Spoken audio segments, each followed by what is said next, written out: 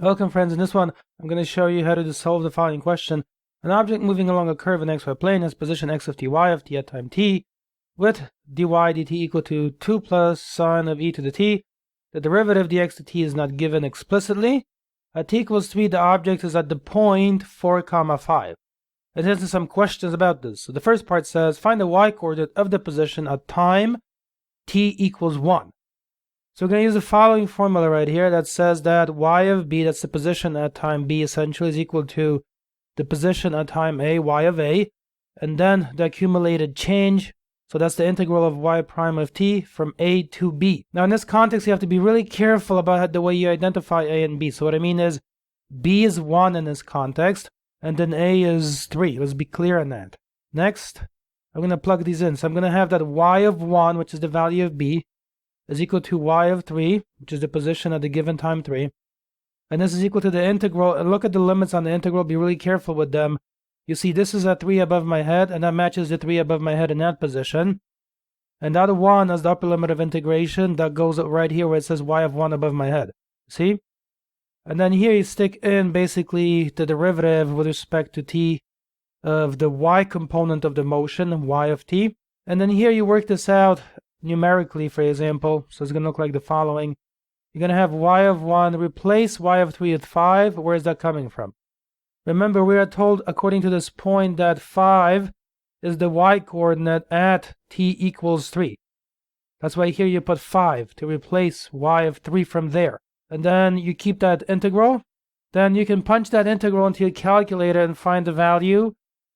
So it's going to give you that y of 1, the position at t equals 1, in other words, is 5, the position at t equals 3, plus the negative of 3.73 and so on. That's just the value of the integral above my head, done on your calculator, for example. Okay, so then you add these up, so it tells you that y of 1 equals 1.2688. So that's the value of that. Y of 1 is known now. Good. Let's go on to the next part. It says at time t equals 3, the value of dy dx is negative 1/8. Find the value of dx dt when t equals 3.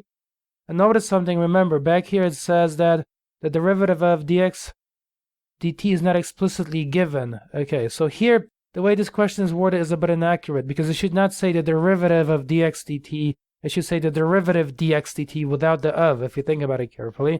Anyway, the point is that we want to find the value of dx dt when t equals 3. So we're going to proceed as follows. Remember the basic derivative formula for parametric equations. Dy dx equals y prime of t, if you like, dy dt, over x prime of t, if you like, dx dt. It's just easier to manipulate the derivatives when it's written in this form. So I'm going to say the following. I'm going to replace the left-hand side with negative 1.8, because I am told up here that dy dx is negative 1.8. Above my head, you see 2 plus sine of e to the third. What am I doing there? What I'm doing is I'm taking the given derivative, which is 2 plus sine e to the t above my head, and I'm sticking in t equals 3. That's the value of y prime at t equals 3. So that goes above here, above my head, okay? And that ratio on the right side. And then below it says x prime of 3, so I'm just putting 3 in there to represent the t. But I don't know x itself or x prime.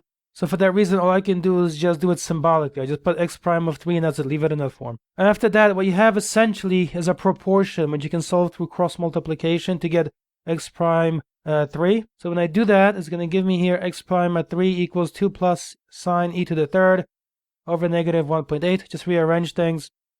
Punch this right side here directly into your calculator. And when you do that, it's going to give you that x prime of 3 is equal to negative 1.636 roughly. Okay, after some rounding. The last part of it says the following. Find the speed of the object at time equals 3. That's our objective here.